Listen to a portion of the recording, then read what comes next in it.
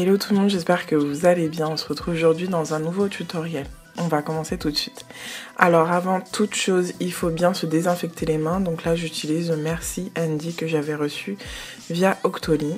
Ensuite, toujours comme toujours, je viens primer et ensuite fixer avec une poudre transparente. Là je vais prendre le Morocco de la palette Anastasia Beverly Hills et je vais l'utiliser en coin externe avec un pinceau assez estompeur mais qui reste quand même plat. Et ensuite là avec un gros pinceau estompeur, je viens bien estomper les bords pour avoir de quelque chose de vraiment flouté et d'éviter d'avoir quelque chose de très très net.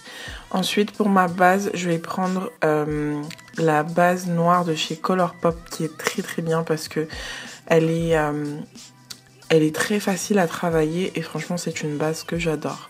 Ensuite je vais prendre le fard Kiko, c'est un fard vert que j'adore, que je viens appliquer avec un pinceau plat.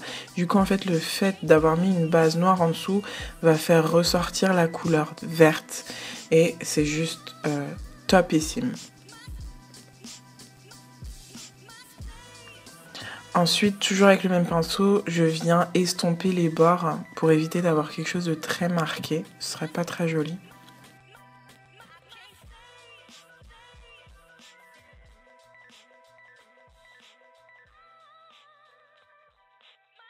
Ensuite, pour ajouter un petit peu de peps, je viens prendre le pigment Insomnia de chez Makeup Geek que je rajoute par-dessus le vert avec toujours le même pinceau. Donc ça va rajouter, en fait le pigment Insomnia c'est un duochrome et je trouve que ça rajoute encore plus d'intensité et je trouve ça juste magnifique. Ensuite je vais prendre le crayon pour les yeux de chez Etam, c'est le numéro 16. Donc comme vous pouvez voir c'est un bleu vert d'eau. Mais ensuite par dessus je vais reprendre le fard Kiko et je vais l'ajouter en ras de cils. Ensuite là j'ai fait mon teint, j'ai mis mes faux cils etc. On finit le teint. Donc je viens prendre la poudre lisse de chez In que je viens mettre là où en fait tout simplement j'ai mis le highlight.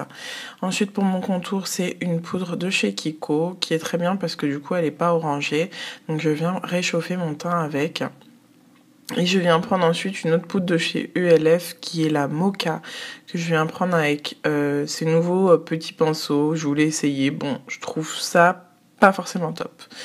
Ensuite, toujours de chez Kiko, décidément j'ai pris plein de choses aujourd'hui de chez eux. Donc je viens prendre le blush et ma touche favorite, le highlight.